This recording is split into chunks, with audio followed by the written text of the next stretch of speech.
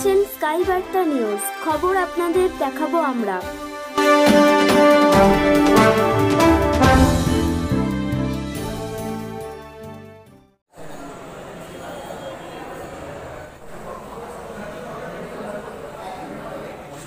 এই মুহূর্তে আমরা রয়েছি কলকাতায় ভারতবর্ষ, যেখানে এক ঐতিহাসিক মুহূর্তের সাক্ষী হতে চলেছি আমরা।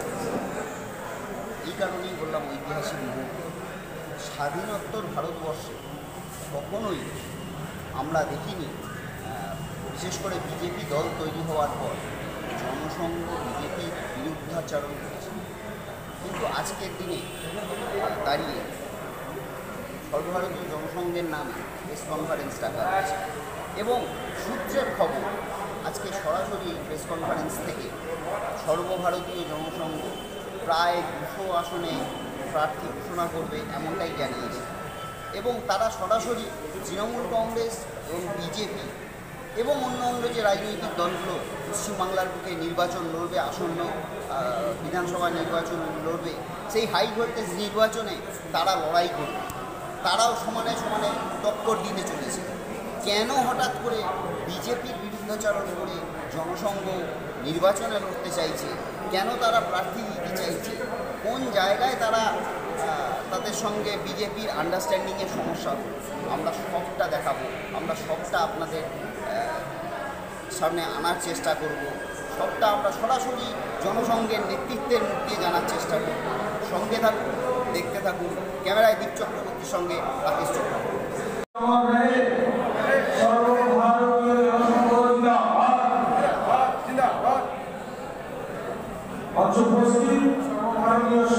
জনসংঘের রাজ্য সভাপতি সুগন্ধা তৎসঙ্গ পদাধিকারী ও দল যারা রয়েছেন তাদেরকে আমি আন্তরিক শুভেচ্ছা জানাচ্ছি। আজ আমি এখানে যারা ভারতীয় জনতা পার্টি বা অন্যান্য দল ছেড়ে নিজেদের বিবেক বা মেরুদণ্ডকে সোজা রেখে বাস্তবে যাতে পশ্চিমবাংলার উন্নতি বা মাতৃজাতির রক্ষা হয়, অর্থাৎ যেভাবে আজকে পশ্চিমবাংলার বুকে ভারতীয় জনতা পার্টি তথা তৃণমূল কংগ্রেস তৎসহ বামপন্থীরা এবং সঙ্গে ভাইজান ধরে গেছেন। আপনারা জানেন আজ পশ্চিমবাংলা তথা ভারতবর্ষের মানুষ জানে কে কখন কোথায় কি কথা বলেছেন। যে ব্যক্তি 50,050 লাখ সংখ্যা কখনই বলেছে জানেন না, ঘরে ঢুকিয়ে রেপ করে দুঃখিত।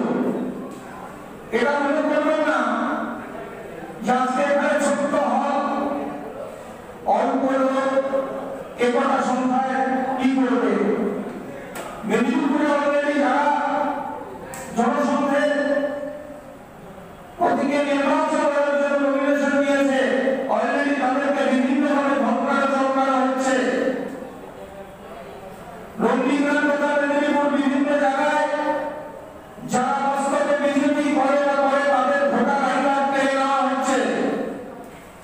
ভারতীয় জনতা পার্টি বা তৃণমূল কংগ্রেস আজকে তাদের মধ্যে কোনো বিভেদ নেই, শুধু রাজনৈতিক ভাবে প্রতীকটি শুধু আলাদা।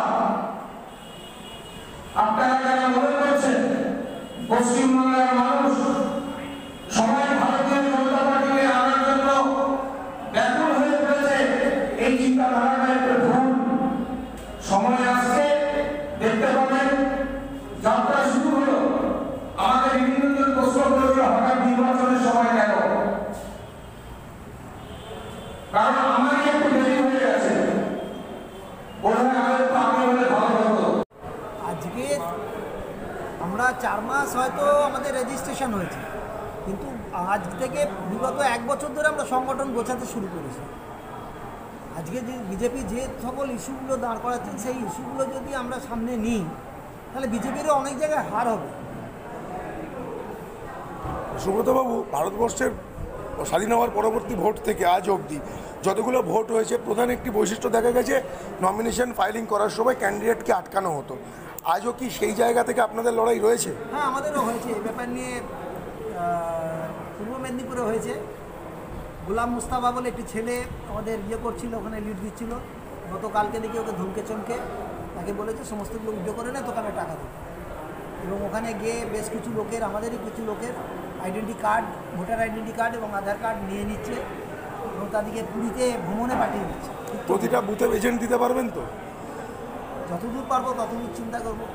আপনারা যেসব প্রার্থীগুলো যেই জায়গায় দিয়েছেন, যে বিধানসভায় দিয়েছেন, আপনারা কি মনে করছেন সেগুলো সেখানকার জন্য সুটেবল?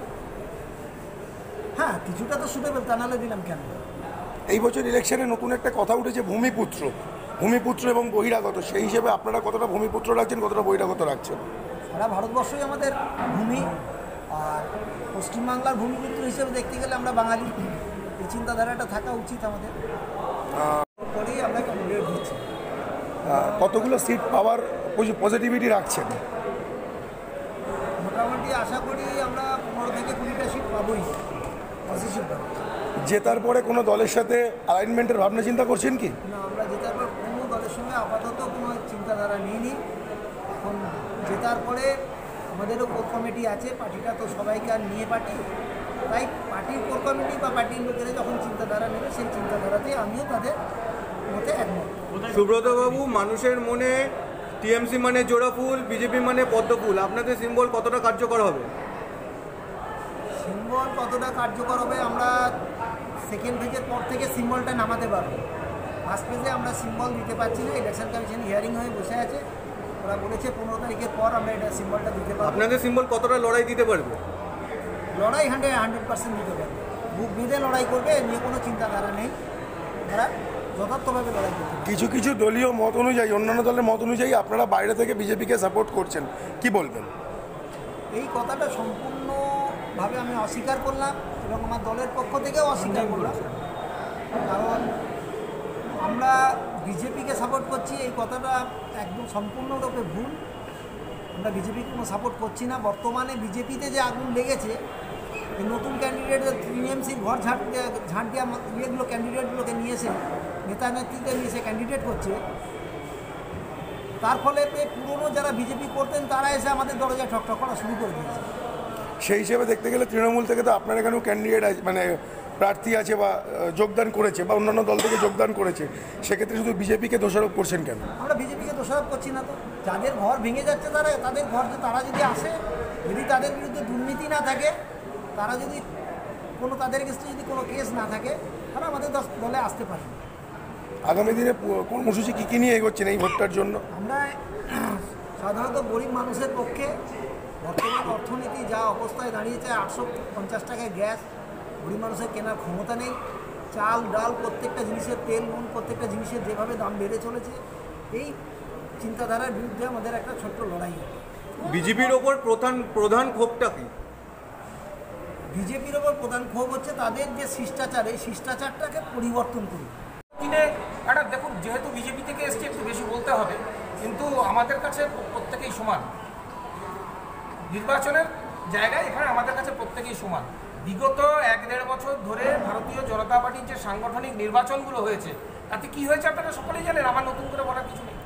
পামেলা যে অভিযোগ আনছে যে রাকেশ সিং এবং কৈলাস বিজয়বর্গীজির যে নাম এলো এবং তার অভিযোগ যে তাকে ফাঁসিয়ে দেওয়া হয়েছে, কি বলবেন এই সঙ্গে? এটা তো তার ক্লিয়ার তাকে করতে হবে, এটা তো জনসংঘ করবে না।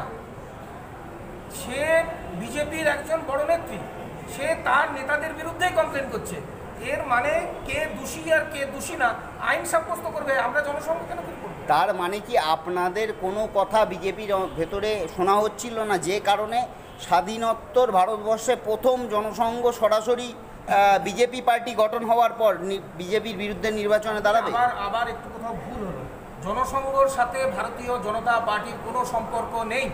সারা ভারতবর্ষে শ্যামাপ্রসাদ মুখার্জি, দীনদয়ালজিকে ওরা সামনে রেখে মানুষের যে আবেগ, সেই আবেগটাকে কাজে লেগে ক্ষমতায় আসার ওদের প্রয়োজন ছিল, ওরা ক্ষমতায় এসছে, দ্যাটস এনাফ।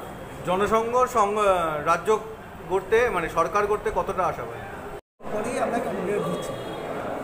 কতগুলো সিট পাওয়ার পজিটিভিটি রাখছেন? মোটামুটি আশা করি আমরা 15 থেকে 20টা সিট পাবোই পজিটিভ। জেতার পরে কোনো দলের সাথে অ্যালাইনমেন্টের ভাবনা চিন্তা করছেন কি? না, আমরা জেতার পর কোনো দলের সঙ্গে আপাতত কোনো চিন্তাধারা নিইনি। এখন জেতার পরে আমাদেরও কোর কমিটি আছে, পার্টিটা তো সবাইকে আর নিয়ে পার্টি, তাই পার্টির কোর কমিটি বা পার্টির লোকেরা যখন চিন্তাধারা নেবে সেই চিন্তাধারাতে আমিও তাদের মতে একমত। সুব্রতবাবু, মানুষের মনে টিএমসি মানে জোড়া ফুল, বিজেপি মানে পদ্ম ফুল, আপনাদের সিম্বল কতটা কার্যকর হবে? সিম্বল কতটা কার্যকর হবে, আমরা সেকেন্ড ফেজের পর থেকে সিম্বলটা নামাতে পারবো। ফার্স্ট ফেজে আমরা সিম্বল দিতে পারছি না, ইলেকশন কমিশন হিয়ারিং হয়ে বসে আছে, ওরা বলেছে 15 তারিখের পর আমরা এটা সিম্বলটা দিতে পারবো। আপনাদের সিম্বল কতটা লড়াই দিতে পারবে?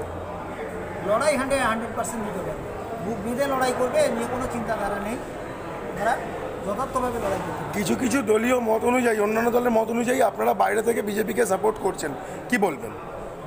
এই কথাটা সম্পূর্ণভাবে আমি অস্বীকার করলাম এবং আমার দলের পক্ষ থেকেও অস্বীকার করলাম, কারণ আমরা বিজেপিকে সাপোর্ট করছি এই কথাটা একদম সম্পূর্ণরূপে ভুল।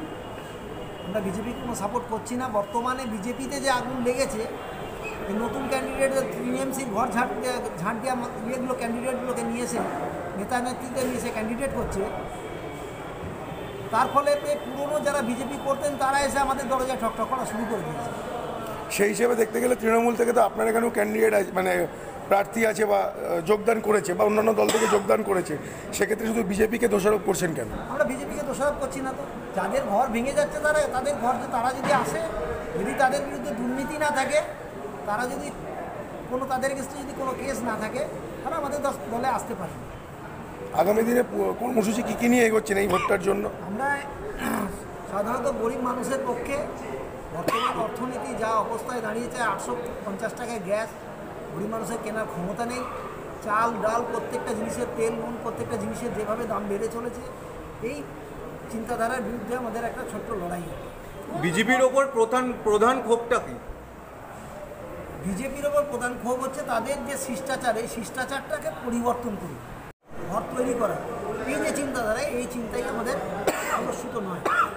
আপনারাও শ্যামাপ্রসাদজির নাম বলছেন, বিজেপিরাও শ্যামাপ্রসাদজির নামেই প্রচার হচ্ছে, এই বিষয়ে কী বলবেন?